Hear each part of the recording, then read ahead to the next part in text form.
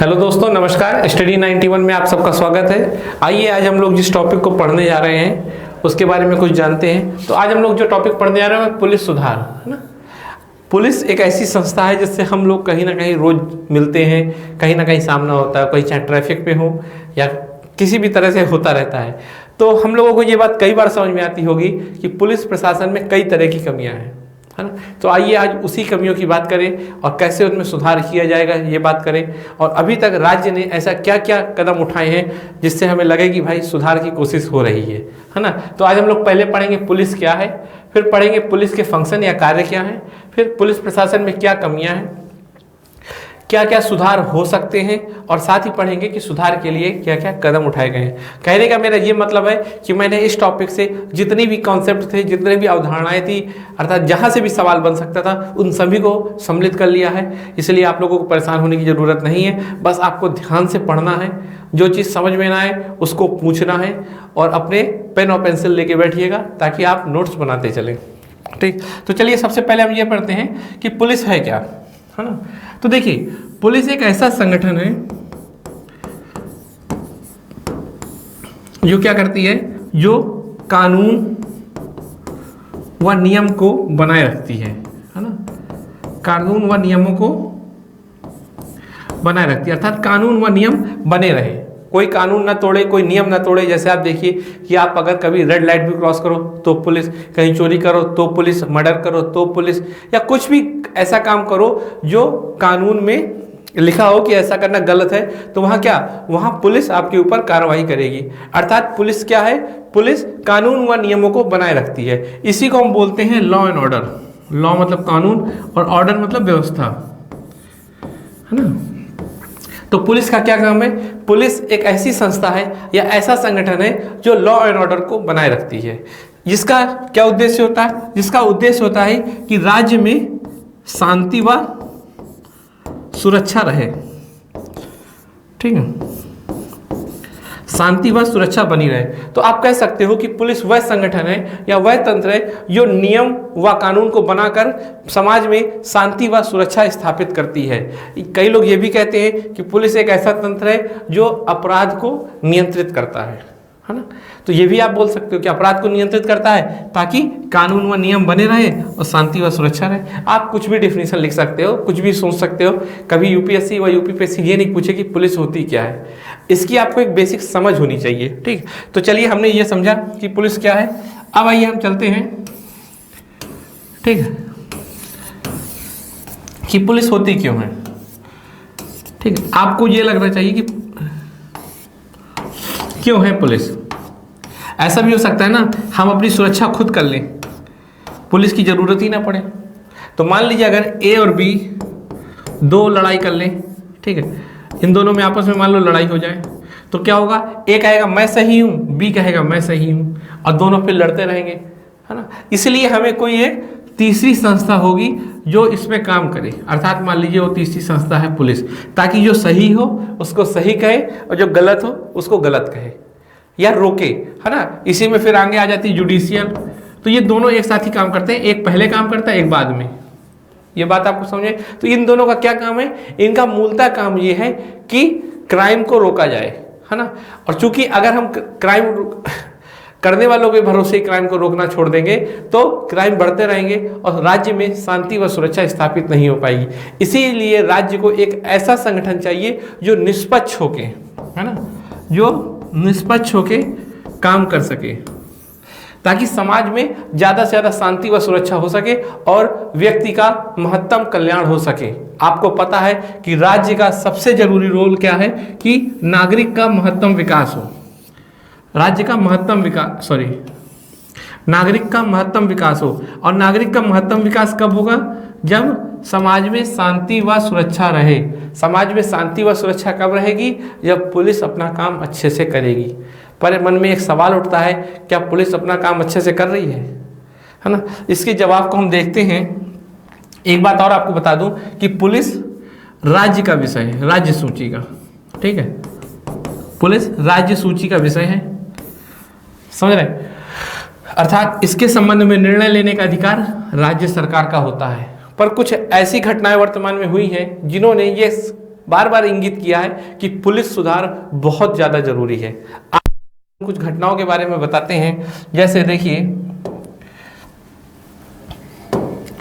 आप देखिए कि एक ये घटना है, इसमें देखिए कैसे एक पुलिस वाला जब किसी डकैत को पकड़ने गया तो गोली नहीं चली, उसने अपने मुंह से थाई थाई की आवाज़ निकाली। अब बताइए, वैसे तो इसकी हिम्मत को दाद देना पड़ेगा और इसके दिमाग को भी दाद देना पड़ेगा कि इतने दबाव के बावजूद भी उसका दिमाग चल गया कि बंदूक नहीं चल रही, कम से कम मुंह तो चले।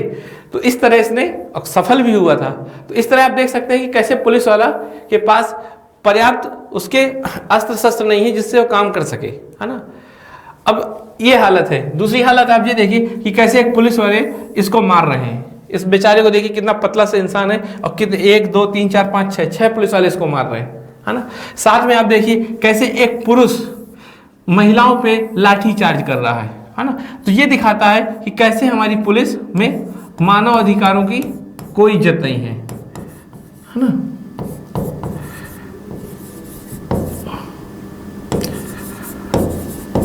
ठीक है, ये दिखा रहा है कैसे मानव अधिकारों का हनन हो रहा है ना। तो ये सब चीजें बताती हैं कहीं ना कहीं कि पुलिस सुधार बहुत जरूरी है। और एक दो चीजें देखते हैं। जैसे आप देखिए कि जयराम तथा बोनिक्स, ये दो लॉकडाउन के समय बहुत फेमस हुए। ये कौन है दो? ये दो तमिलनाडु के नागरिक थे, सॉरी तमिलनाडु क्या, भारत के नागरिक थे, तमिलनाडु के निवासी थे, है ना। और क्या हुआ था, इनको पुलिस ले गई जेल कस्टडी में और वहां पर इन दोनों की मौत हो गई।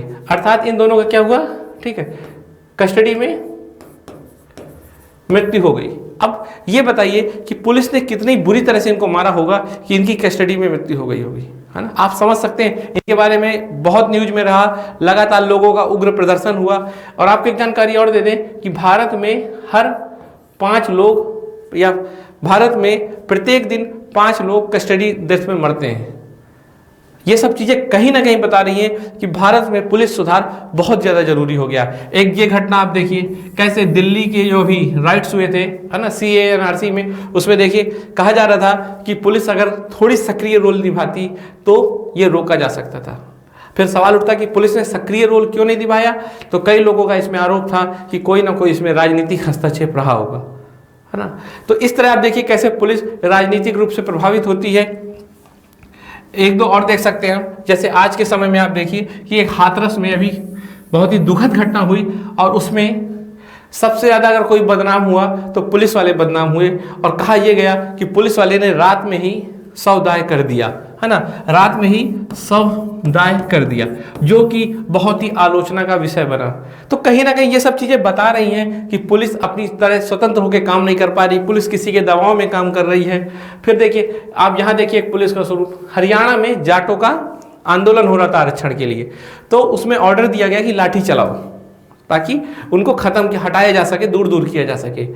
बाद में पता चला कि वो लाठी केवल कागजों में चली थी। अर्थात पुलिस वाले पहले अपने समुदाय व जाति को महत्व दे रहे हैं, फिर राज्य को महत्व दे रहे हैं। अर्थात पुलिस की जो निष्ठा है, जो पुलिस का कर्तव्य निष्ठा है, वो अपनी जाति के विशेष है, ना कि राज्य के विशेष, राज्य के संदर्भ में। तो ये सब तो बहुत चिंता का विषय बन जाती हैं और इसी कारण कहीं ना कहीं मन में सवाल उठता है कि पुलिस सुधार अब जरूरी हो गया है। कुछ और डेटा है,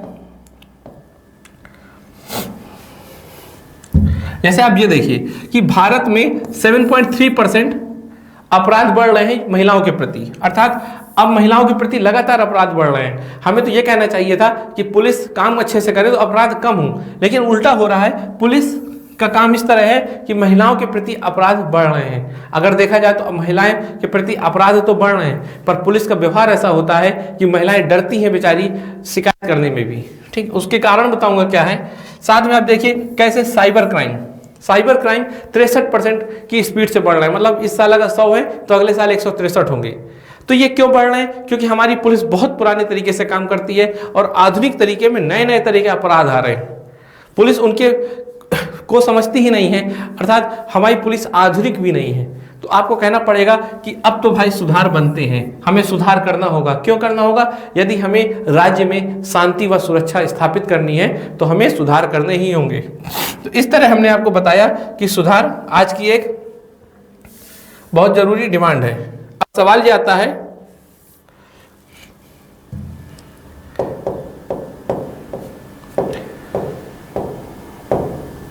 कि सुधार अगर करने हैं तो क्या क्या कमियां हैं, है ना, अर्थात ऐसी क्या कमियां हैं जिससे सुधार जरूरी है। तो सबसे बड़ी देखिए कमी है जो, वो है भारत में जो पुलिस का मॉडल है, अर्थात पुलिस के जो कार्य करने का तरीका है वो क्या है, वो है कॉलोनियल अर्थात औपनिवेशिक। अर्थात भारत में जो पुलिस है वो जो काम करती है वो करती है औपनिवेशिक तरीके से, जो ब्रिटिश शासन का तरीका था, है ना, उस तरीके से काम कर रही है। क्यों कर रही है? क्योंकि अभी भी उसी कानून के द्वारा पुलिस का क्रियान्वयन हो रहा है जो अंग्रेजों ने बनाया था, पुलिस एक्ट 1861। आपके मन में सवाल होगा कि भाई कर रही है तो दिक्कत क्या है? दिक्कत ये है कि जो ब्रिटिश सरकार की पुलिस बनी थी ना, वो पुलिस किस लिए थी? वो पुलिस थी भारतीय नागरिकों को मारने के लिए, उनका शोषण करने के लिए, उनको दबाने के लिए, ताकि वो किसी तरह की क्रांति ना कर सके, कोई डिमांड ना कर सके, है ना। जबकि आज तो हमें वैसी कोई स्थिति है नहीं। आज तो ऐसी पुलिस चाहिए ना जो भारतीय नागरिकों की मदद कर सके। मेरी बात समझ आ रही? हमें ऐसी पुलिस चाहिए जो भारतीय नागरिकों की इज्जत करे, जो भारतीय नागरिकों की मदद करे। जबकि है कैसी? जो भारतीय नागरिकों का शोषण कर सके, दबा सके। तो आप समझ रहे हैं कि जो पहले की पुलिस थी वो एक बल की तरह थी। बल मतलब क्या? मारना। जबकि हमें एक ऐसी पुलिस चाहिए जो सेवा भाव से हो, है ना। आप अभी भी देखिए कि मतलब सोशल मीडिया में जब कोई एक ऐसी फोटो आती है जिसमें पुलिस वाला किसी छोटे बच्चे को कुछ खिला रहा है या किसी बुजुर्ग की मदद कर रहा है, तो उसकी वाहवाही होती है ना।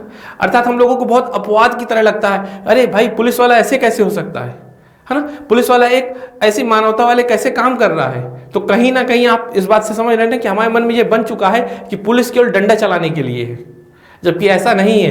पुलिस का वास्तविक कार्य यही है, सेवा। हम एक लोकतांत्रिक देश में रह रहे हैं जहां की जनता राजा है, ना कि वहां की प्रशासन, है ना। प्रशासन हमेशा सेवा भाव से होता है, इसलिए उसे सेवक कहते हैं। लेकिन है क्या? ये बल। यहां देखिए वही लाठी चला देता है, कभी देखिए तो अच्छे से बात भी नहीं करते पुलिस वाले, है ना। तो कारण ये है कि इस कारण आप कह सकते हो कि भारत में एक पुलिस को लेकर सबसे बड़ी समस्या क्या है कि पुलिस का जो कार्य करने का तरीका है वो औपनिवेशिक कार्य प्रणाली पर आधारित है, ना कि वर्तमान के लोकतांत्रिक मूल्यों पर आधारित है। मेरी बात समझ में आ गई आपको? फिर चलते हैं दूसरा, ओवरबर्डन। अभी हम लोग क्या पढ़ रहे हैं? हम लोग वो समस्या पढ़ रहे हैं जो पुलिस तंत्र में है, ठीक। तो सबसे बड़ी ओवरबर्डन। अब ओवरबर्डन का क्या मतलब है? ओवरबर्डन का ये मतलब है कि भारत में पुलिस की काफी संख्या कम है ना। अब संख्या कैसे कम है? देखिए यूएनओ ने कहा है कि 1 लाख में 222 पुलिस वाले होने चाहिए। अर्थात यहाँ 1 लाख जनसंख्या है, उस पर 222 पुलिस वाले हो तभी अच्छी सुरक्षा दे पाएंगे। लेकिन आपको बता दूं कि भारत में 131 पुलिस वाले हैं बस। आप देखिए 131 है केवल, ठीक। ये अब आपको लग रहा होगा कि जब पर्याप्त तो पुलिस वाले ही नहीं हैं तो कहां से सुरक्षा देंगे? ये एक उसकी सबसे बड़ी समस्या है। क्योंकि जब कम पुलिस वाले हैं, कार्य ज्यादा है, तो पुलिस वालों में क्या आ जाता है? तनाव, है ना, चिड़चिड़ापन। अब ये पुलिस वालों की गलती नहीं है, बेचारे वो कितना काम करेंगे। आपको पता होना चाहिए कि पुलिस वाले पूरे रात दिन काम करते हैं, 24x7, अर्थात कभी भी ड्यूटी में होते हैं। आप देखिए, आप घर में त्योहार मना रहे होते हैं, वो बेचारे पुलिस वाले आपको सुरक्षा दे रहे होते हैं, है ना। तो पुलिस वालों की स्थिति देखिए कितनी खुद गैर मानवीय पूर्ण है, उनसे फिर बेचारों से क्या उम्मीद की जाए, है ना। आपको पता होना चाहिए कि एक रिपोर्ट है उसमें कहा जाता है कि प्रत्येक पुलिस वाला औसत 14 घंटे काम करता है। अब बताइए कौन करता है 64 घंटे? ना एक डॉक्टर करता है, ना एक इंजीनियर करता है, ना कोई सरकारी नौकरी में दूसरा आदमी करता है, लेकिन एक पुलिस वाला 14 घंटे लगातार काम करते हैं। इनकी मेंटल हालत क्या होगी, है ना। आप इनसे किस तरह उम्मीद करते हैं कि ये आपसे प्यार से बात करें? अब आपको कुछ समझ में आ रहा होगा कि जो पुलिस प्रशासन में कमियां थी उसका कारण पुलिस नहीं है, कहीं और है। तो आइए हम उन्हीं कारणों को समझ रहे हैं। तो आप खुद देखिए कि पुलिस वालों की ये हालत है।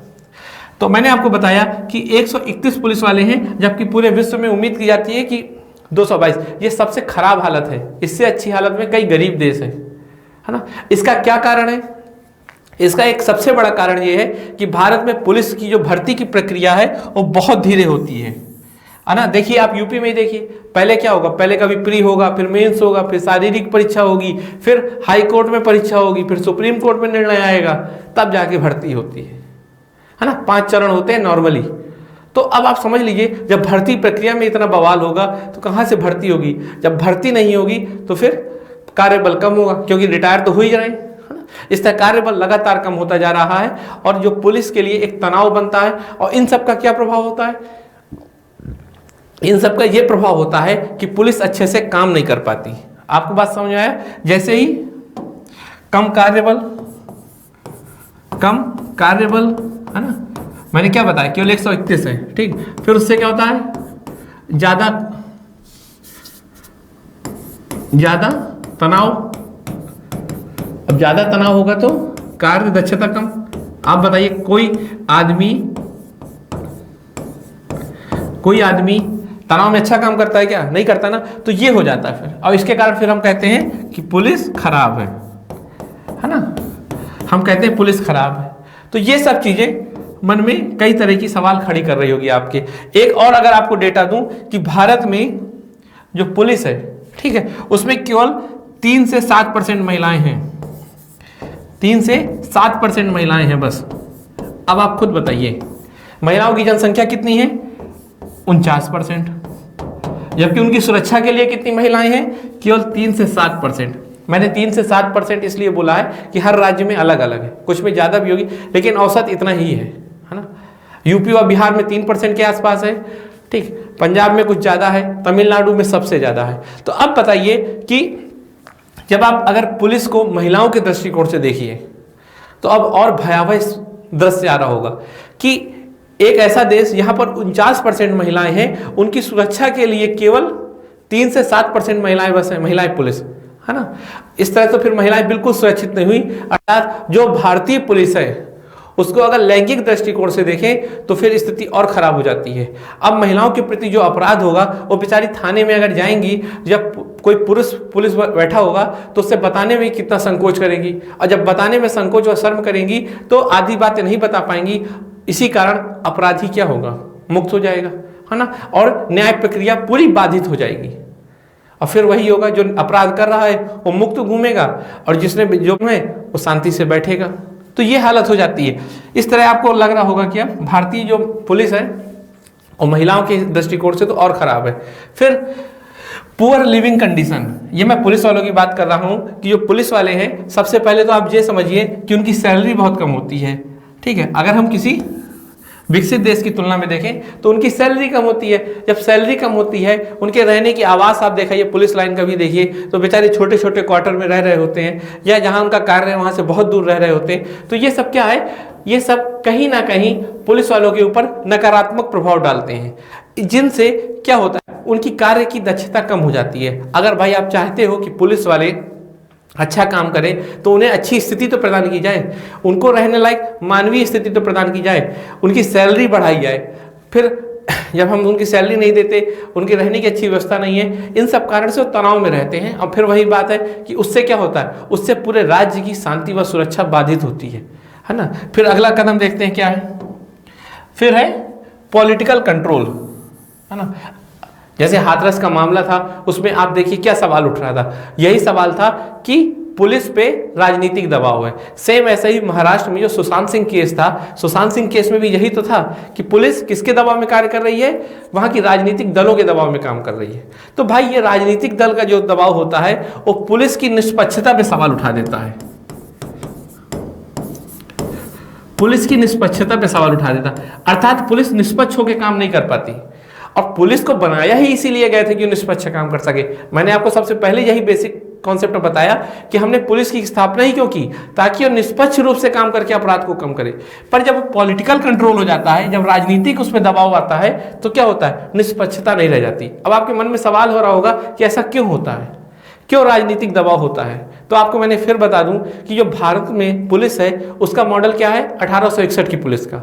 और जब ब्रिटिश ने पुलिस बनाई थी तो उसने कैसी बनाई थी कि सरकार के कंट्रोल में रहे पूरा, है ना, अर्थात सरकार जो कहे वो काम करे। क्योंकि जो ब्रिटिश काल की पुलिस थी वो क्या थी? वो केवल डंडा चलाने के लिए बनाई थी। जब सरकार कहे तो डंडा चला दो और जब सरकार कहे तो डंडा मत चलाओ, है ना। तो वही पुलिस चली आ रही है, अर्थात पूरी तरह से किसके नियंत्रण में? सरकार के नियंत्रण में, ना कि जनता के नियंत्रण में। जबकि होना क्या चाहिए? जनता के नियंत्रण में। तो इसलिए जब पुलिस का ऐसा ही मॉडल है, 1861 के कारण मॉडल है, जो एक्ट है, ठीक। तो भाई पॉलिटिकल इंटरफेयर रहेगा, और पॉलिटिकल इंटरफेयर रहेगा तो निष्पक्षता नहीं आएगी, अर्थात जो पुलिस है वो निष्पक्ष होकर काम नहीं कर सकेगी, जिसके कारण उसकी दक्षता प्रभावित होगी, अर्थात वो अच्छे से कार्य नहीं कर पाएगी, अपराध को नहीं रोक पाएगी। क्योंकि अपराधियों को क्या रहता है, अपराधियों को राजनीतिक संरक्षण रहता है, तो घूमेंगे मस्त होकर अपराध करेंगे। ठीक। दूसरा देखते हैं प्रीजुडिस। अब आपके मन में सवाल आ रहा होगा प्रीजुडिस क्या है, तो इसको बोलते हैं हिंदी में पूर्वाग्रह। पूर्वाग्रह क्या होता है, किसी के प्रति शुरुआत में नकारात्मक विचार ले आना। जैसे मान लीजिए हम लोगों के अंदर क्या रहता है, पाकिस्तान को लेकर शुरू से ही नकारात्मक विचार होता है। मान लो अगर पाकिस्तान की किसी देश से लड़ाई हो जाए तो हम पाकिस्तान को ही बुरा कहेंगे, क्यों, हमने पहले से ही सोच रखा है कि पाकिस्तान बुरा होगा, है ना। ऐसे ही हम लोग कई बार अपने किसी व्यक्ति के बारे में भी बुरा सोच लेते हैं, यार तुम्हारी ही कमी होगी, तुम्ही ने कोई गलती की होगी, तुम्ही ने शैतानी की होगी। जैसे क्लास में क्या होता है कि पहले जब कोई बच्चा, कोई भी क्लास में शैतानी होती है तो टीचर क्या करता है, एक ही दो बच्चों को पकड़ लेते हैं, तुम्ही ने ये किया होगा, क्यों, क्योंकि उनके प्रति उनके अंदर नकारात्मक विचार हैं। और इससे क्या होता है, इससे क्या होता है कि हम सही अपराधी को नहीं पकड़ पाते, अर्थात रियल में किसने गलती की है हम उसको नहीं पकड़ पाते और हम गलत दिशा में चले जाते हैं। अब आपको पुलिस के मामले में समझाऊं कि अधिकतर क्या होता है, पुलिस में प्रिजुडिस होता है। जैसे मान लीजिए महिला है, कोई महिला शिकायत लेके गई, तो चूंकि पुलिस जो है वो है तो पुरुष ही, और पुरुष है तो उसके अंदर पुरुषवादी मानसिकता होगी, तो इसमें जरूर महिला की ही गलती होगी। तो आप बताइए, तो फिर महिला के प्रति जो अपराध हैं वो तो बढ़ते ही जाएंगे ना, क्योंकि पुलिस का कार्य ऐसे ही SC ST के प्रति भी कहीं ना कहीं पुलिस का नकारात्मक रवैया होता है। तो जब ऐसा रवैया होगा पुलिस का, तो पुलिस सही अपराधी को नहीं पकड़ पाएगी और राज्य में शांति और सुरक्षा नहीं स्थापित होगी। अब आप लोगों के मन में ऐसा सवाल आ रहा होगा कि भाई ऐसा क्यों होता है, पुलिस पूर्वाग्रहित क्यों होती है, तो इसका एक कारण है प्रशिक्षण अच्छे से नहीं होना, है ना। अब फिर वही प्रशिक्षण कैसे होता है, प्रशिक्षण तो हो रहा है वही अंग्रेजों वाले तरीके से, तो हम लोग इन सब में ध्यान ही नहीं दे रहे कि जो पुलिस नियुक्त हो रही है उसको इस तरह से भी सिखाया जाए कि वो पूर्वाग्रहित ना हो, अर्थात उसको हम ऐसे सिखाएं कि वो ज़्यादा से ज़्यादा समाज के लिए अच्छा काम करे। हम ये सब तो नहीं सिखाते, हम मेनली वही सिखाते हैं लाठी कैसे चलाना है। तो ये सब चीज़ें समस्या आ रही हैं पुलिस तंत्र में। ठीक। और क्या कमियां हैं, देखते जाइएगा, बड़ा मजा आने वाला है कमियों को देखते देखते। पुलिस एब्यूज, अर्थात पुलिस अपनी शक्तियों का बहुत गलत प्रयोग करती है। जैसे अरेस्ट करना, है ना, बिना नियम के अरेस्ट करना, कोई वारंट है नहीं है अरेस्ट कर लो, क्यों, क्योंकि नागरिक को ज्यादा जानकारी है नहीं, है ना, और पुलिस को ये लगता है कि वो सर्वे सर्वा है। ठीक। तो क्या करती है, बिना नियमों के आपको गिरफ्तार कर लेगी, जबकि पुलिस का काम क्या था, नियमों को मेंटेन करना, वो खुद नियम तोड़ती है। ठीक है। या टॉर्चर करना, मैंने आपको बताया था कस्टोडियन टॉर्चर, है ना, हर दिन 5 लोग मारे जा रहे हैं, तो जयराम बोनिक्स वाले केस में मैंने दिखाया आपको। ठीक। कस्टोडियल रेप, कई बार ऐसा सुनने में आता है, ठीक, कि जो महिला को जेल में बंद किया जाता है उनके साथ रेप जैसी दुखद घटनाएं होती हैं। तो ये सब पुलिस के चेहरे को गैर मानवीय बना देती हैं, जो अच्छी बात नहीं है। ठीक। सबसे बड़ी है नॉट सिटीजन फ्रेंडली। जो भारत में पुलिस है वो क्या है, नागरिक के साथ मित्रता का भाव नहीं रखती, है ना। देखा होगा आपने कि क्या होता है कि किसी से लोग पुलिस वाले से डरते हैं। आप समझते हो, लोग पुलिस वाले से डरते हैं, ये बहुत ही गलत है किसी भी देश के लिए। अब क्यों गलत है आप ये समझिए कि जब मान लीजिए अपराध कहाँ हो रहे हैं, समाज में, राज्य में, है ना, जब अपराध हो रहे हैं तो उसके बारे में जानकारी देने कोई पुलिस को क्यों जाएगा, क्योंकि वो खुद डर रहा है कि भाई मैं जाऊंगा कहीं मेरे ऊपर ना पुलिस वाले कोई आरोप लगा दे। तो जब पुलिस वालों से और नागरिकों के बीच में एक दूरी बन जाएगी तो भाई सूचना कौन देगा पुलिस वालों को, है ना। अर्थात जो समाज है उससे जब जानकारी ही नहीं जाएगी पुलिस वालों के पास तो अपराध बढ़ते जाएंगे। तो इसका कितना घातक परिणाम होता है जब पुलिस वाले सिटीजन फ्रेंडली नहीं होते, है ना। आप देखिए कि पुलिस वालों की जो कार्य प्रणाली होती है वो सिटीजन से अब उनके हिसाब से काम करे। जैसे मान लीजिए कोई बुजुर्ग है तो उसके घर चले जाएं, ऐसा नहीं, ठीक, या ऐसा काम करें कि नागरिकों का कम से कम पैसा लगे, ये भी नहीं है। तो आप देख रहे हैं कि भारत में जो पुलिस है वो सिटीजन सेंट्रिक नहीं है, और उसका कारण फिर वही है, औपनिवेशिक पुलिस मॉडल। और जिसका परिणाम क्या होता है, परिणाम ये होता है कि अपराध लगातार बढ़ रहे हैं, क्योंकि भाई हम लोग डरते हैं और पुलिस वाले के पास जाएंगे नहीं, हमारे समाज में क्या हो रहा है हमें पता नहीं, और पता है तो बताएंगे नहीं। जैसे मान लीजिए हमारे बगल में है, हमारे बगल में रोज कुछ ऐसी घटनाएं हो रही है जो हमें भविष्य में इंगित कर रही हैं कि कोई बड़ा अपराध होने वाला है ना। लेकिन हम पुलिस वाले से डरेंगे और बताएंगे ही नहीं, और एक समय क्या होगा, घटना हो जाएगी। लेकिन यही मान लीजिए अगर पुलिस वाले हमें विश्वास में ले लें और हमें इतना विश्वास हो कि पुलिस वाले हमारे साथ कभी गलत नहीं करेंगे, हम तुरंत जाके खबर दे देंगे और तुरंत पुलिस वाले आके एक्शन लेंगे और अपराध नहीं होगा। अगर ये हो जाए तो आप समझिए कि कभी अपराध बहुत कम हो जाएंगे, अपराध होना बहुत कम हो जाएंगे यदि सब कोई पुलिस से डरना बंद कर दे और पुलिस के साथ मिलजुल के रहने लगे। ठीक। वीक इन्वेस्टिगेशन, ये एक और बड़ा इशू है ना। आपको पता है कि जब भी कोई अपराध होता है तो अपराध जहां भी जिस घटना स्थल पे अपराध होता है तो वहां कुछ पुलिस वाले जाते हैं और वहां क्या करते हैं, देखते हैं कि अपराध के कोई सबूत है ना। तो छोटी छोटी चीजें सबूत के तौर पे इकट्ठा करते हैं और फिर जांच पड़ताल करते हैं। मेरी बात समझ में आ रही? और उसी के द्वारा फिर उसके खिलाफ केस किया जाता है ना। जैसे मान लो ये कोई एक घटना स्थल है, ठीक, यहां पर मान लीजिए मर्डर हो गया, ठीक। अब जब मर्डर हुआ तो पुलिस वाले जब इधर आएंगे तो इसकी बॉडी को एक एक देखेंगे तरीके से, ठीक। फिर देखेंगे कि आसपास कोई वस्तु तो नहीं पड़ी। अब मान लो जहां पर कोई मान लीजिए कोई की पड़ी है, चाबी है ना, गाड़ी की कोई मान लीजिए चाबी पड़ी है, ठीक। तो पुलिस वाले इस चाबी को देखेंगे, फिर इस चाबी में फिंगरप्रिंट किसके हैं ये देखेंगे, और मान लीजिए ये चाबी उसी की है जिसने इसका मर्डर किया था, तो तुरंत अपराध सिद्ध हो जाएगा, है ना। और जैसे ही अपराध सिद्ध होगा तो न्याय मिल जाएगा। तो ये तंत्र है। इसमें आप समझ रहे हैं पुलिस वाले क्या करते हैं, पुलिस वाले आते हैं, इसकी एक एक जांच करते हैं, है ना, और जांच करके फिर सबूत इकट्ठा करते हैं और सबूत किसको देते हैं, न्यायपालिका में देते हैं। तो फिर जज निर्णय देता है। क्लियर? लेकिन भारत में क्या है, भारत में जो पुलिस है वो इन्वेस्टिगेट अच्छे से नहीं कर पाती। अब क्यों नहीं कर पाती है मैं भी बाद में बताऊंगा। पुलिस अच्छे से इन्वेस्टिगेट नहीं कर पाती।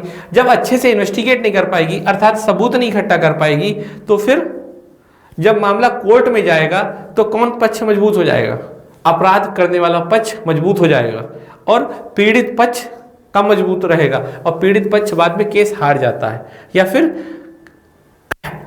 लगातार केस चलता रहता है और किसी को न्याय नहीं मिलता, है ना। तो इस तरह आप कह सकते हो कि भारत में जो पुलिस है वो कमजोर इन्वेस्टिगेट करती है। जैसे मैं इसका एक उदाहरण और दूं, इन्वेस्टिगेट कितना कमजोर करती है, ठीक है, इन्वेस्टिगेट कमजोर करती है जिससे फिर न्याय नहीं मिलता। और यही कारण है कि न्यायपालिका में 3 करोड़ केस पेंडिंग पड़े हैं। अब कई कारण है लेकिन उसमें से एक कारण ये भी है कि न्यायपालिका में 3 करोड़ केस पेंडिंग क्यों है, क्योंकि भाई पर्याप्त सबूत नहीं है, इसलिए तुरंत न्याय नहीं हो पा रहा, है ना। अर्थात अगर अच्छे से पुलिस इन्वेस्टिगेट करने लगे तो तुरंत न्याय मिलने लगे, है ना। एक और इसमें सवाल है, जैसे मैं एक उदाहरण बता रहा था, मैंने अपने शहर में देखा कि पुलिस वाले आए और उन्होंने छापा मारा एक रेस्टोरेंट में कि खाना क्या खराब है क्या अच्छा मालिक, और उन्होंने खाने का नमूना ले लिया, सैंपल ले लिया।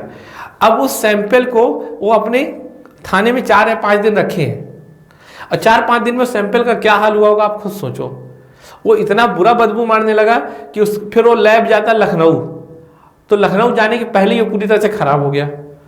तो ये बताइए कि कभी उस रेस्टोरेंट के खिलाफ कोई केस होगा? अब नहीं होगा, क्योंकि सबूत ही मिट गया, है ना। तो इस तरह से आपको मैं बता रहा हूं कि कैसे पुलिस वाले की गलती से न्याय नहीं मिलता।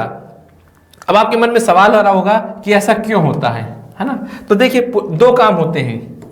जैसे मान लीजिए कि ये मर्डर हुआ, है ना, जैसे मान लीजिए भाई ये किसी को निपटा दिया, ठीक है। तो अब यहाँ पर पुलिस वाले आएंगे और पुलिस वाले सबसे पहले क्या, मैंने कहा था ये मान लीजिए की रखी है, ठीक है, या कुछ और भी सबूत होंगे। जैसे मान लो पुलिस वाले कोई जिसने मर्डर किया उसका कोई बाल गिर गया होगा, या उसकी गाड़ी के टायर के निशान होंगे, है ना, कई तरह के सबूत होंगे। तो सबसे पहले इसमें 2 काम होना चाहिए। एक तो कोई पुलिस वाले आए, है ना, और आके इसकी बॉडी को ले जाएं, पोस्टमार्टम के लिए भेजें, और यहां पर कानून व्यवस्था सुरक्षित करें, अर्थात लाठी वाला काम, डंडे वाला काम, है ना। तो इसको बोलते हैं law and order. Law and order, ठीक है, लॉ एंड ऑर्डर को मेंटेन करना। साथ में ऐसे भी कुछ लोग आने चाहिए जो केवल ये देखें कि यहां पर क्या क्या सबूत है, क्या क्या सबूत है। तो मेरा कहने का ये मतलब है कि 2 तरह की टीम होनी चाहिए अलग अलग से।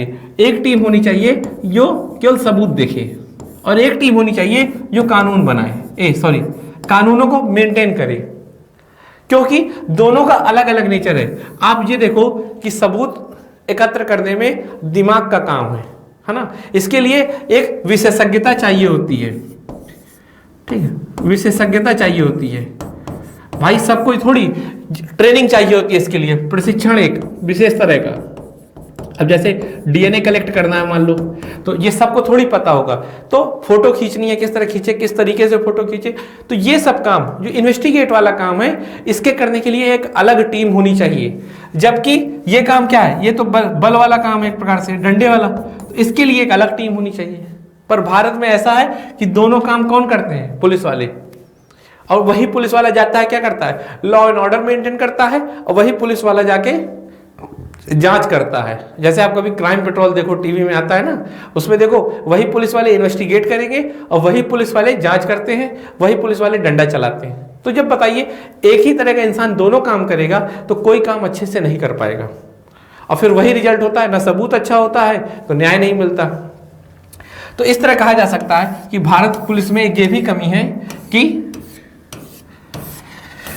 कार्य का बंटवारा नहीं है ना, अर्थात इन्वेस्टिगेट और लॉ एंड ऑर्डर एक ही तरह के मनुष्य का, एक ही तरह की संस्था करती है, जिसके कारण गुणवत्ता खराब हो जाती है जांच की, और जो बाद में न्यायपालिका के लिए एक बोझ बनता है और नागरिकों को न्याय नहीं मिलता, जो बहुत ही चिंता का विषय है। ठीक, आगे चलें। अब आगे चलते हैं स्ट्रक्चरल इशू, है ना, अर्थात और क्या क्या समस्या है। तो आपको ये बता दूं कि भारतीय पुलिस में जितने भी लोग हैं, जितना भी कार्यबल है, उसमें 86% लोग क्या हैं, सिपाही, है ना, सिपाही हैं बस। और उनमें भी एक कमी क्या है कि सिपाही बेचारे केवल जीवन में 1 या 2 बार अपने प्रमोशन पाते हैं, और ज़्यादा से ज़्यादा, ठीक है, या तो सीनियर कांस्टेबल बनेंगे या तो एएसआई बन जाएंगे बस, है ना, एसआई भी नहीं बन पाते। अब आप बताइए कि कोई अगर युवा हवलदार भर्ती होगा और उसको पता ही है कि वो ज़्यादा से ज़्यादा एएसआई बन पाएगा, तो उसके अंदर कोई कार्य करने की इच्छा होगी, कोई मोटिवेशन ही नहीं होगा कि अच्छे से अच्छा कार्य करें और अच्छे से अच्छा प्रमोशन पाएं। जब प्रमोशन इस तरह का नहीं होगा तो लोगों के अंदर कार्य करने की प्रेरणा ही नहीं होगी, और जब प्रेरणा नहीं होगी तो कार्य नहीं करेंगे। तो देखिए ये स्ट्रक्चरल इशू है भारत में, है ना, क्योंकि भारत में प्रमोशन ही नहीं गुणवत्ता के आधार पे होता। अगर, और जबकि आपको ब्रिटेन में बता दूं कि ब्रिटेन में क्या कार्य प्रणाली है कि ब्रिटेन में कोई भी भर्ती होती है तो सिपाही ग्रेड से ही होती है, वही बाद में जाके कमिश्नर और डीजीपी बनता है। तो ये बताइए जब सिपाही भर्ती होंगे तो सब में क्या होगा, आपस में कार्य करने की प्रतिस्पर्धा कि अच्छे से अच्छा कार्य करें, तो अपने आप पुलिस प्रशासन बहुत शानदार हो जाता है।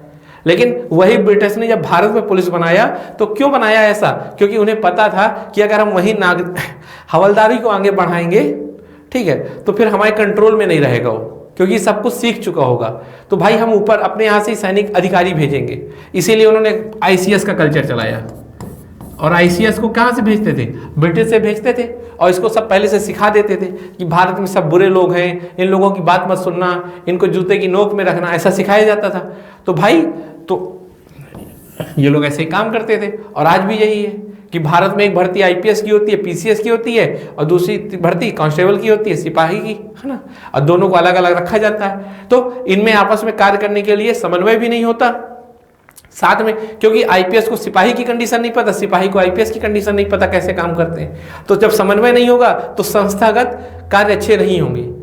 और अगर यही मान लीजिए ब्रिटेन की तरह होता, एक सिपाही जाके डीजीपी बनता, तो उसको सब पता होता कि कहाँ क्या कमियां हैं और कितना बेहतरीन काम करता है। तो ये भी एक कमी है भारत में। और सबसे बढ़िया ये भी बताया मैंने कि 86% केवल क्या होते हैं, सिपाही होते हैं। अब चूंकि आपको पता होगा कि निर्णय कौन लेता है, निर्णय लेते हैं अधिकारी, है ना। जब अधिकारी कम है तो निर्णय कमजोर होंगे, है ना। जब निर्णय ही नहीं लिया जाएगा, क्योंकि निर्णय कौन लेते हैं, अधिकारी लेते हैं, और निर्णय जब नहीं होंगे तो दक्षता कम होगी। ये भी भारतीय पुलिस में एक बहुत बड़ी कमी है। दूसरी कमी क्या है, लो पब्लिक ट्रस्ट। आपको पता होना चाहिए कि हम लोगों के मन में नॉर्मल क्या रहता है, पुलिस वाले मतलब भ्रष्टाचार करते होंगे, पुलिस वाले मतलब निष्पक्ष होकर काम ही नहीं करते होंगे। हम लोग क्या डरते हैं, यही डरते हैं ना भाई, पुलिस के मामले में मत पड़ो, नहीं कहीं के नहीं रहोगे। हम सबके मुंह से यही निकलता है ना, यार पुलिस दूर रहो उतना अच्छा है। तो आखिर ये क्यों है, क्यों? क्योंकि हमें पुलिस वालों पे भरोसा ही नहीं है। ये भी एक बहुत बड़ी समस्या है। जब आपको पुलिस वाले पे भरोसा नहीं होगा तो आप और पुलिस के बीच में दूरियां बढ़ेंगी और जिसका फायदा अपराधियों को मिलता है ना। ये मैंने आपको पहले भी बता दिया था। जिस राज्य में जितना ज्यादा पुलिस पे भरोसा होगा अपराध उतने कम होंगे। इसका उदाहरण है भूटान। क्यों? क्योंकि अगर मान लीजिए मेरा एरिया है, ठीक है, जैसे मान लीजिए मैं जिस जगह रहता हूं वहां मुझे पुलिस वालों पे भरोसा है, तो कुछ भी गलत हो रहा होगा तो मैं पुलिस वालों को बता दूंगा। तो पुलिस वालों के पास सारी जानकारी होगी तो कहीं कुछ गलत होगा ही नहीं। इसलिए इस मामले में भूटान बहुत अच्छा है। तो हमने देखा कैसे पुलिस वालों के ऊपर भरोसा नहीं है और जो भारत के लिए एक समस्या बनती जा रही है। दूसरा है lack of uniformity across India. आपको पता है हर राज्य की अलग पुलिस होती है। जब दो राज्यों की पुलिस अलग अलग होती है तो उनका काम करने का तरीका अलग अलग होता है, क्योंकि दोनों के अलग अलग नियम हैं, अलग अलग व्यवस्था है। जैसे मान लीजिए वर्तमान में महाराष्ट्र और बिहार, इन दोनों की पुलिस में देखा था कैसे आपस में टकराहट हो गई थी। अब बताइए दो पुलिस तंत्र ही आपस में लड़ रहे हैं, तो क्यों? क्योंकि अलग अलग पुलिस तंत्र है, अलग अलग काम करने का तरीका है। जबकि अपराधी तो ये होता नहीं कि यूपी का अपराधी एमपी का अपराधी, उसको तो पूरे भारत में अपराध करना है कहीं भी, है ना। लेकिन पुलिस अलग अलग होती है। तो इससे किसको फायदा होता है? इससे अपराधियों को फायदा होता है। मान लीजिए यूपी से अपराध करके कोई एमपी में भाग गया, अब यूपी वाला पुलिस वाला 10 बार बैठा रहेगा कि एमपी के प्रशासन हमें आज्ञा देता, हम आगे काम करेंगे। जैसे हाल ही के समय में आपने देखा होगा कि नवजोत सिंह सिद्धू के यहाँ 2 दिन पुलिस वाले बाहर बैठे रहे केवल साइन लेने को, है ना। तो ये होता है जब दो स्टेट, है ना, ये बिहार वाले ये भी थे कि बिहार के पुलिस वाले 2 दिन बैठे रहे।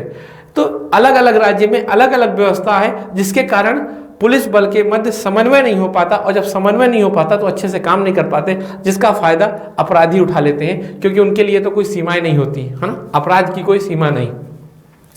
रिसोर्स क्रंच, है ना, पुलिस वालों के पास पर्याप्त रिसोर्स नहीं है, ये बहुत बड़ी एक समस्या है। जैसे मान लीजिए अगर आप कभी सत्यमेव जयते एक पुलिस के लिए एपिसोड पढ़ा, उसको देखिएगा, तो उसमें देखिएगा बताया जाता है कि कैसे पुलिस वालों को पेट्रोलिंग करने के लिए, जो रात में पुलिस वाले घूमते हैं ना, उसके लिए 200 या 300 लीटर तेल मिलता है महीने के लिए बस।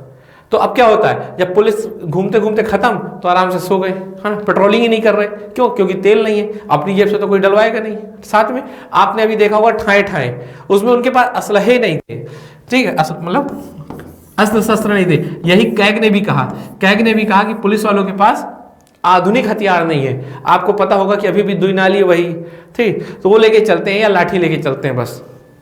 मैं बहुत ही व्यवहारिक भाषा में समझा रहा हूँ आपको, ज़्यादा तकनीकी वर्ड नहीं यूज कर रहा, आपको सब पता होगा, कहीं ना कहीं आप पढ़ सकते हैं, ठीक। तो आप देख रहे होंगे कि उनके पास पर्याप्त रिसोर्स ही नहीं है। एक मैं और घटना आपको बताऊं कि कई बार आप देखते होंगे कि पुलिस वाले कैदी को जेल से कोर्ट कचहरी तक ले जाते हैं, तो कोर्ट कचहरी तक ले जाने के लिए उनके पास पैसे नहीं मिलते उनको, क्यों? कैदी को लेके जाएं, तो कई बार पुलिस वालों को कैदी से ही पैसे लेने पड़ते हैं कि लाओ भाई तुम पैसे दो तभी तुमको लेके चलेंगे, है ना। तो अब बताइए इस तरह में आप किसकी उम्मीद करते हैं, किस न्याय की? तो ये भी हालत है। अब सवाल ये उठता है कि हमें क्या करना चाहिए, way forward for reform of police, हमें आगे क्या करना चाहिए। चलिए इसके पहले एक बात और बता दें कि आपको मैंने ये बताया कि क्या क्या हमारे पास समस्याएं हैं, मैंने आपको समस्याएं बताई, तो आपके मन में ये सवाल हो रहा होगा कि इन समस्याओं का क्या प्रभाव होता है। तो इन समस्याओं का सबसे बड़ा प्रभाव क्या होता है कि शांति व सुरक्षा नहीं होती,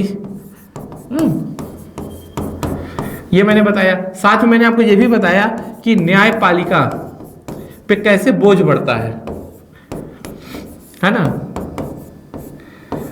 फिर मैंने आपको क्या बताया, एक और देखिए कि जब राज्य में अपराध हो रहे होंगे तो लोगों का क्या राज्य पे भरोसा रहेगा कि नहीं रहेगा? नहीं रहेगा ना। तो लोगों का जब राज्य पे भरोसा नहीं रहेगा तो उनकी देशभक्ति की भावना कमजोर होगी, क्योंकि उन्हें यह लगेगा कि जब हमें देश सुरक्षा ही नहीं प्रदान कर रहा तो हम क्यों निष्ठा रखें, है ना। और इसी तरह फिर वो देश के कानूनों को मानना बंद कर देते हैं और फिर खुद अपने हाथ से क्या न्याय करने लगते हैं। जैसे मॉब लिंचिंग, आपने देखा होगा, मॉब लिंचिंग की घटना सुनी होगी, ठीक। तो मॉब लिंचिंग क्या है? मॉब लिंचिंग यही है कि अब लोगों का पुलिस वालों पे भरोसा ही नहीं रह गया, जो कि किसी भी देश के लिए बहुत खतरनाक घटना है। जब भीड़ किसी को मार देती होगी तो क्या होगा उस देश का, क्योंकि अब तो सारी भीड़ चलाएगी, तो फिर तो हो जाएगा भीड़ तंत्र, और जब भीड़ तंत्र हो जाएगा तो फिर तो भैया नैया पार है सबकी। मेरी बात समझ में आ रही? तो आप देखिए, जब पुलिस वाले काम अच्छा नहीं करते तो लोगों का भरोसा कम हो जाता है या खत्म हो जाता है। फिर आपको एक चीज और मैं बताऊं, आप मन में ये सोचिए कि इससे आर्थिक लाभ होता होगा, कुछ नहीं। आप ये बताइए कि जिस राज्य में सुरक्षा होगी, ठीक, वहां ज्यादा आर्थिक गतिविधियां होंगी, है ना, कि जिस राज्य में सुरक्षा कम होगी वहां ज्यादा आर्थिक गतिविधियां होगी। आपको ऑब्वियस ही पता है, यहां पर ज्यादा सुरक्षा का भाव होगा, वहां आर्थिक गतिविधियां होंगी। इसीलिए तो पाकिस्तान में लोग पैसे नहीं लगाते। क्यों? पाकिस्तान में पैसे लगाएंगे, मान लो कल बम किसी ने फेंक दिया तो पैसे बर्बाद। इसीलिए तो अफ्रीका के कंट्री में जैसे इरिट्रिया, इथोपिया, माली, यहाँ क्यों कोई नहीं पैसा लगाता? अंबानी क्यों नहीं वहां निवेश करने जा रहे? क्यों नहीं अमेरिकन वहां निवेश करते? क्योंकि वहां सुरक्षा नहीं है। जहां सुरक्षा ज्यादा होती है वहीं पर आर्थिक गतिविधियां ज्यादा होती हैं। और सुरक्षा कहां होगी? जहां अच्छी पुलिस होगी। इसीलिए कहा जाता है कि अगर अच्छी पुलिस होगी तो आर्थिक गतिविधियां भी बढ़ेंगी और जीडीपी भी बढ़ेगा भारत का। अब आप देखिए, इससे इकोनॉमी भी मजबूत होती है ना। तो इस तरह ये कहा जा सकता है कि एक अच्छा पुलिस प्रशासन किस तरह से आर्थिक गतिविधियों को भी मजबूती प्रदान करता है। चलिए, अब सवाल उठता है वे फॉरवर्ड, मतलब आगे का क्या करना चाहिए, हमें पुलिस सुधार के लिए क्या करना चाहिए। तो देखिए, इसके लिए एक मॉडल पुलिस एक्ट बनाना चाहिए, है ना। 2006 में इस तरह की कोशिश भी की गई थी। एक मॉडल पुलिस बनाना चाहिए, कोड, है ना। अब आप कहोगे मॉडल क्यों बनाना चाहिए? क्योंकि आपको पता है कि पुलिस राज्य सरकार का विषय है, अर्थात इसके मामले में राज्य सरकार ही कानून बना पाएंगे।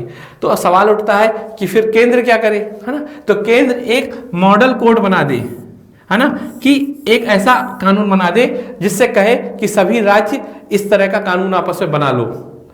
तो इसीलिए बोलते हैं एक मॉडल एक्ट बनाए, मॉडल पुलिस एक्ट, जो वर्तमान की लोकतांत्रिक मूल्यों पर आधारित हो, ना कि औपनिवेशिक मूल्यों पे, है ना।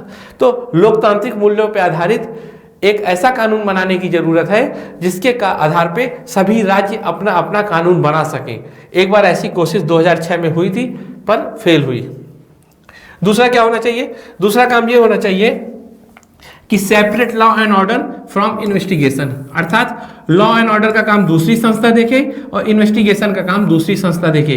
क्योंकि मैंने आपको बताया था कि दोनों काम अलग अलग होते हैं और अलग अलग व्यक्ति करेंगे तो बेहतर करेंगे। जब एक साथ दोनों काम करते हैं तो दोनों काम बर्बाद होते हैं। ठीक, और क्या करना चाहिए? एक शिकायत करने के लिए अथॉरिटी होनी चाहिए, है ना। जैसे मान लो किसी के साथ गलत हो तो जाके शिकायत तो कर सके। अगर पुलिस वाले किसी के साथ गलत करें तो कोई शिकायत करने ऐसी संस्था भी तो होनी चाहिए जहां हम पुलिस वालों के खिलाफ जाके शिकायत करें, अर्थात पुलिस वाले की जवाबदेहिता सुनिश्चित हो और इनकी तानाशाही खत्म हो। जब पुलिस वालों के प्रति भी शिकायत होगी तो पुलिस वालों के अंदर एक डर हो जाएगा और डर के कारण वो कभी गलत नहीं करेंगे। जैसे मान लीजिए किसी को जेल में टॉर्चर किया जा रहा है या किसी, मान लीजिए रेप की घटना मैंने आपको बताई थी, या किसी भी तरह की ऐसी घटना जो अमानवीय हो उसके खिलाफ जाके शिकायत हो। अगर ऐसी अथॉरिटी हर जिले में बन जाएगी तो फिर पुलिस वाले क्या है, शोषण नहीं कर सकेंगे। तो ये भी होना चाहिए। ठीक, और क्या क्या है, और भी कई चीजें, इनको आप पढ़ लीजिएगा वरना फिर लंबा समय हो जाएगा और मैं भी इसको जो अगला टॉपिक पढ़ाऊंगा इसमें है। ठीक है, तो अगले चलते हैं हम लोग, क्या है। ठीक है, तो अगला टॉपिक ये है कि क्या पुलिस को लेकर सुधार हुए हैं कि नहीं हुए हैं। तो देखिए, पुलिस को लेकर बहुत बार सुधार करने की कोशिश की गई है, उसकी एक लिस्ट भी बनी है, मैं लिस्ट बता देता हूं आपको। ठीक है, क्योंकि एक एक टॉप उसमें जो लिखा है आप पढ़ लीजिएगा। देखिए, एक तो सबसे पहले जो सुधार हुआ था 1977 से 81, है ना, 4 साल नेशनल पुलिस कमीशन, एक कमीशन गठित किया गया था जिसको नेशनल पुलिस कमीशन कहा गया। ये 1977 में गठित किया गया था और उसने 4 साल बाद अपनी रिपोर्ट दी।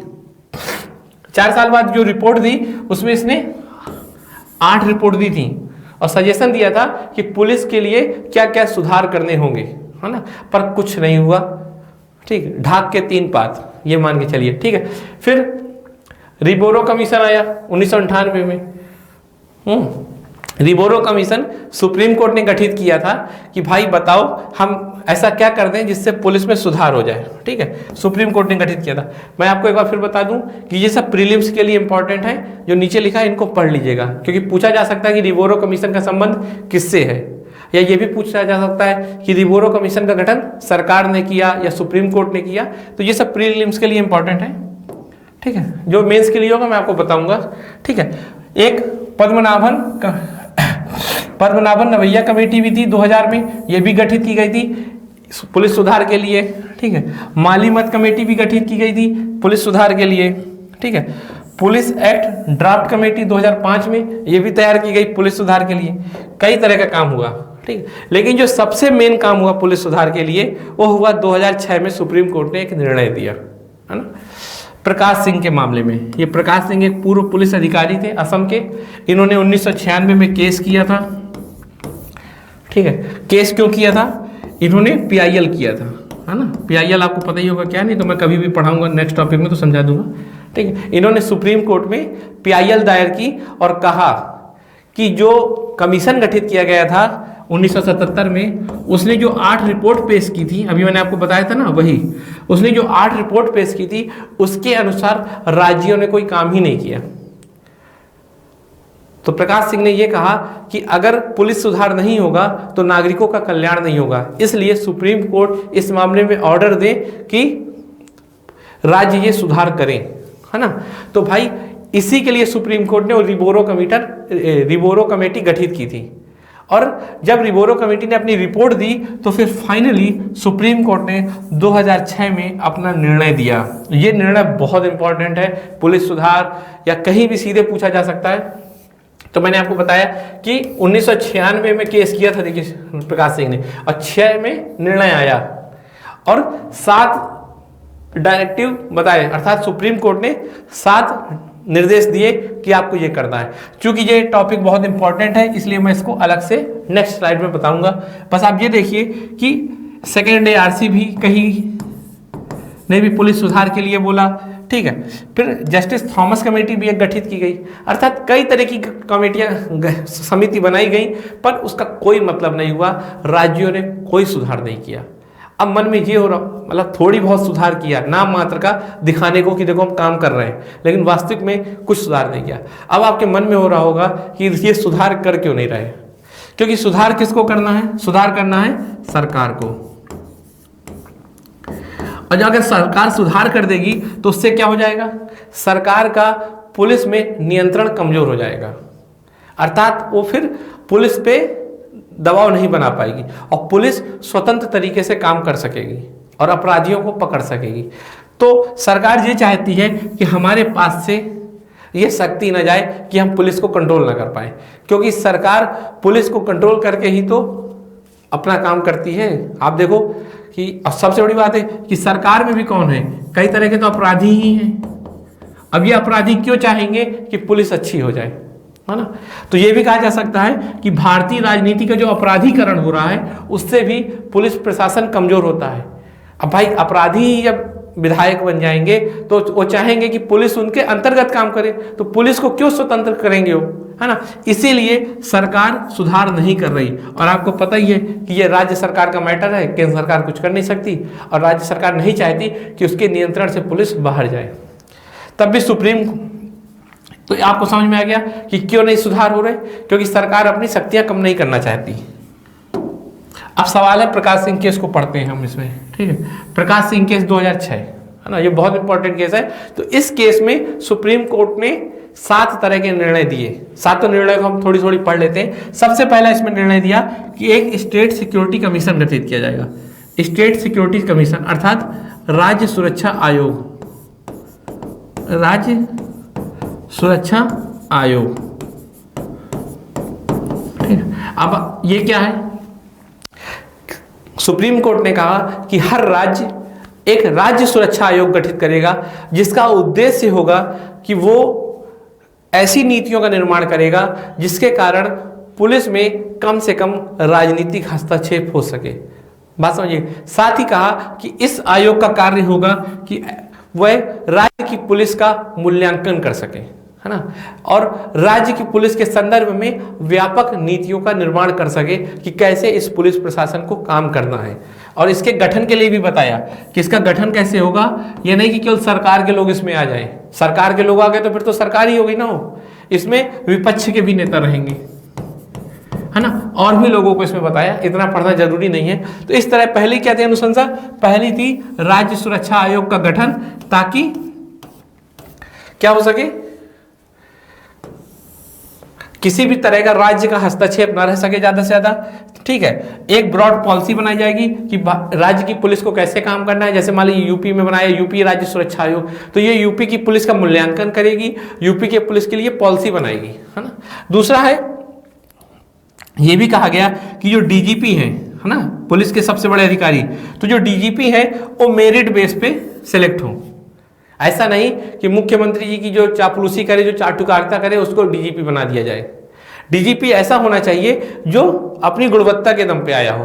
अब सवाल उठता है कि ये कैसे सिलेक्ट होगा, तो ये कहा गया कि राज्य 3 नाम यूपीएससी को भेजेगा, है ना, जो लगे कि बेहतर है। यूपीएससी फिर उनमें से बताएगा कि कौन बेहतर है, उसको सिलेक्ट करो। अर्थात इसमें यूपीएससी के माध्यम से कहा कि डीजीपी को नियुक्त किया जाएगा, और साथ में यह भी कहा कि 2 साल डीजीपी को रहना होगा, है ना। क्योंकि जब डीजीपी के अंदर ये डर होगा कि उसे कभी भी हटा दिया जाएगा, तो बताइए वो स्वतंत्र होकर काम कर सकेगा, है ना। जैसे मान लीजिए मुझे बता दिया जाए कि आपको कभी भी हटाया जा सकता है, तो मैं लगातार दबाव में रहूंगा और जो मुझे मुख्यमंत्री जी कहेंगे मैं वही करूंगा, मैं स्वतंत्र होकर काम नहीं कर पाऊंगा, है ना। मैं वही काम करूंगा जिसने मुझे नियुक्त किया है, क्योंकि वो कभी भी हटा सकता है। लेकिन अगर ऐसा हो जाए कि एक बार नियुक्त करने के बाद मुझे हटाना मुश्किल हो जाए, तो फिर मैं स्वतंत्र होकर काम कर सकूंगा, है ना। अर्थात मेरे ऊपर जिम्मेदारी तो रहेगी पर राजनीतिक हस्तक्षेप नहीं रहेगा। तो इस तरह आप कहा, ये दूसरा हो गया।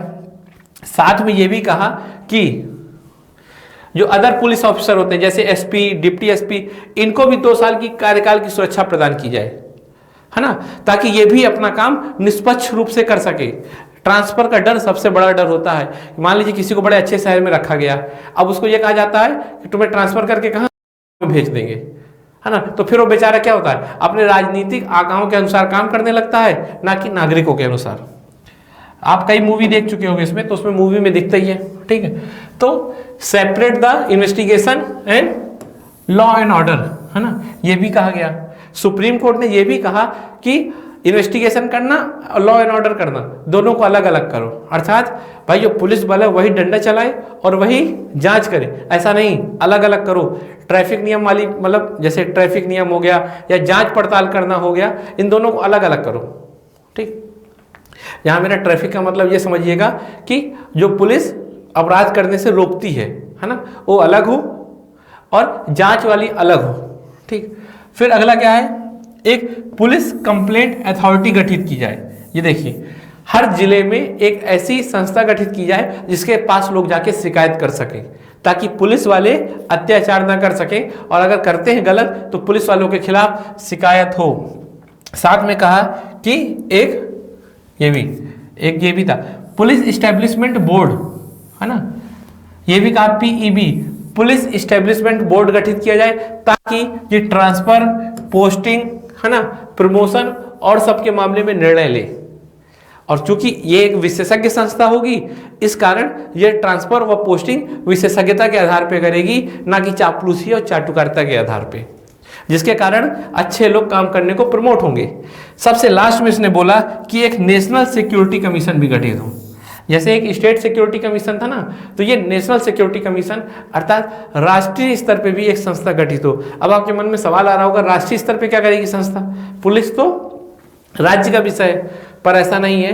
कुछ पुलिस बल केंद्र के पास भी होते हैं, है ना, जैसे CISF, जिसको हम CISF हो गया, ठीक है, BSF हो गया, SSB हो गया, तो ये सब क्या है, ठीक है, जैसे ITBP हो गया, ये सब भी पुलिस बल है ना, ठीक है, CRPF हो गया, तो ये सब पुलिस बल है। ये क्या है? ये केंद्रीय पुलिस बल है, केंद्र द्वारा इसको नियुक्त किया जाता है। तो इन पुलिस बल का जो हेड होगा वो कौन नियुक्त होगा? इसके लिए नेशनल सिक्योरिटी कमीशन गठित किया जाए, ताकि वो इनके संदर्भ में पद अधिकारियों को नियुक्त कर सके। इनकी भी तो दक्षता जरूरी है। ये क्या होते हैं, ये राज्य को सपोर्ट करने के लिए होते हैं, है ना, क्योंकि केंद्र का काम होता है कि राज्य को जब भी सुरक्षा हो, एक राज्य को जब भी सुरक्षा की जरूरत हो तो उसको मदद की जाए। अब भाई मदद करने के लिए एक अपना तंत्र भी तो होना चाहिए, तो यही केंद्र ने तंत्र बना रखा है कि जब भी राज्य को जरूरत होगी वो इसके द्वारा राज्य की मदद करेगा, क्योंकि केंद्र का काम है राज्यों को सुरक्षा प्रदान करना। आर्टिकल आपने पढ़ा ही होगा संविधान में, ठीक। तो इस तरह से ये प्रकाश सिंह कमेटी की रिपोर्ट है, ठीक है, ये गंगा जल, ठीक। तो इस तरह कहा जा सकता है कि कई तरह के सुधार की कोशिश किए गए पर सुधार बहुत कम मिला। सुप्रीम कोर्ट खुद कहा कि राज्यों से कि भाई अब हम थक चुके हैं, अब तो हमारी बात मान लो। सुप्रीम कोर्ट इस तरह से बात की। अब आप समझ लीजिए कि राज्य कितने मनमाना तरीके से काम कर रहे हैं या सुधार करने को लेकर उनकी कोई इच्छा शक्ति नहीं है। जबकि वर्तमान में आपको पता है कि पुलिस सुधार एक सबसे बड़ी जरूरत है और इसको करना ही होगा। मुझे उम्मीद है कि आपको समझ में आया होगा। जो भी आपको समझ में ना आया हो आप कमेंट के माध्यम से पूछ सकते हैं। धन्यवाद।